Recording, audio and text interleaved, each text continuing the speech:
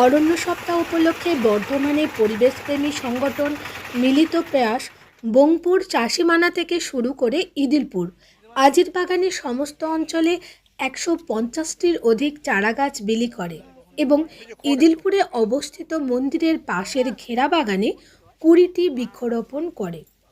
মিলিত প্রয়াসের সম্পাদক প্রতুলরক্ষী জানান, বিদ্যালয়ে প্রায় 60 জন ছাত্রছাত্রীরা এবং এলাকার মানুষজনের মধ্যে বৃক্ষচারাগুলি বিলি করা হয়।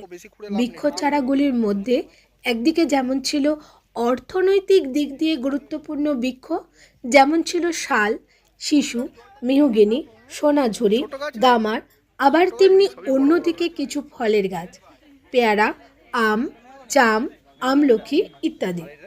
মিলিত প্রয়াসের সভাপতি উত্তম কুমার সাহা বিশ্ব উষ্ণায়ন রুখতে ও পরিবেশের ভারসাম্য বজায় রাখতে সকলকে বৃক্ষরোপণের আহ্বান জানান। বর্তমানে পরিবেশপ্রেমী সংগঠন মিলিত প্রয়াস থেকে আজকে আমরা ইদিলপুর এবং বংপুর চাষিমানায় যে বাঁধ, সেই অঞ্চলে আমরা বেশ কিছু গাছ বিতরণ করলাম এবং বেশ কিছু গাছ এখানে লাগালাম।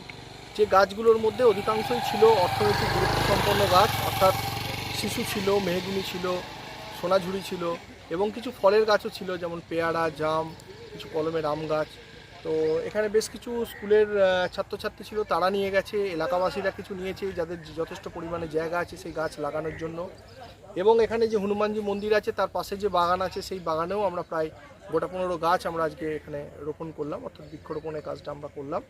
তো এটা আমাদের মিলিত প্রয়াসের পক্ষ থেকে সকলকেই বার্তা যে পরিমাণ বিশ্ব উষ্ণায়ন হচ্ছে, তাতে আসুন আমরা প্রত্যেকে এই যে সময়, এটা হচ্ছে বৃক্ষরোপণের আদর্শ সময়, প্রত্যেকে আমরা নিজের নিজের জায়গায় অন্ততপক্ষে একটা করেও বৃক্ষরোপণ করি, যাতে আমাদের পরিবেশের ভারসাম্য ঠিক থাকে।